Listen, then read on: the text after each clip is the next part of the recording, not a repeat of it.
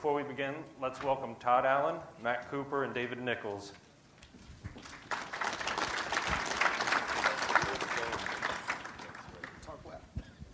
Good morning, everybody. The first one that we're going to have is establishing vet-farrier relationships. One of the best things I think you can do for your business is to have a good relationship with the vet and farrier. In our particular area, and a lot of people know this man, I consider him an icon, and for those that know him really understand, his name is Dr. Genovese. He is the master at making our relationships and everything go smooth in our business. If we have a problem, we call him. He never cuts on us. He's very positive in everything he says and gives confidence to the owners. But the one thing that I'll do is if I have a question with his diagnosis or shoeing recommendation is I'll give him a call. If I don't think he got all the information from the horse owner, I'll give him a call. Oh, he says, they didn't tell me that. Happens all the time. But go around, meet with your vets, get good rapport with them. If you have a problem, don't trash talk on them to the client. Just call them up personally. All right, let's move on. Matt, return phone calls. Return phone calls. Yeah, it's something that you would think, well, we don't need to talk about that. Of course you return phone calls. I cannot tell you how many times that I go to a barn on a new client that says, I've called half a dozen farriers, and you're the only one that called me back. Brings to mind a story that that the owner of the farrier supply shared with me before I come out here. He said, had the farrier come in, an older gentleman, probably close to 70, had a younger man with him that he was apprenticing. He says, man, I thought you retired. He said, well, I did, but, you know, the money was too good. He goes, you know, I really don't shoe horses that well. He goes, but I communicate. He goes, the older man goes off to look at the supplies, and the younger man says, you're right. He's right. He's not that good of a horseshoer. But he returns phone calls.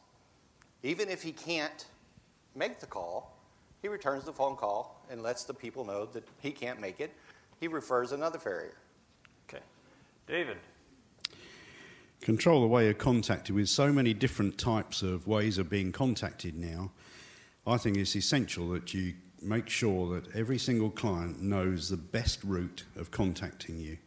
And also, because I have a private phone and I have a work phone, and you do have to have some time of separation between your business and your personal life. And I think that if you give clients an opportunity to text you, email you, phone you, have you on Facebook, and all the other types of social media, you will spend all your life looking at a little square box and not actually getting on with having a personal life as well. So I think it's essential that you control all these different types of media and the ways that people contact you. Okay. Todd, ride with your peers. Probably one of the best things that you can do through your shoeing career is to ride with people with maybe a little bit more experience than you have. One thing that I've found is, and we discussed this in one of the round tables, was the younger people are afraid to ask. They think they're bothering you. People with more experience love you to ask. I hear it all the time. One of the concerns or issues that I have is guys will come up to me and they'll say, hey, can I ride with you sometime? Absolutely. My door's always open in my truck. They'll ask, and then they don't show up. And they're the ones losing out, and I'm losing out by them not showing up.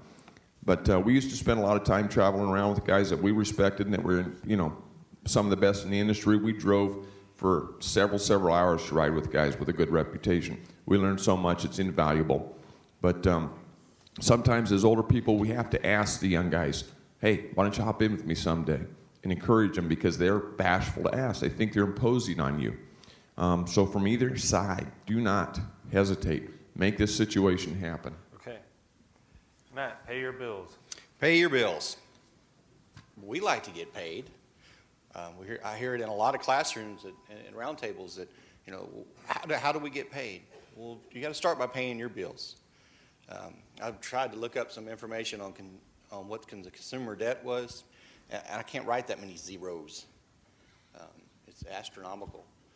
And it becomes a snowball effect. You don't pay one, you know, you put it off another month, then another month, and before long, you're in a big hole. So just pay your bills, pay them on time. Most of them have an interest charge, so you end up paying a lot more than what you started with.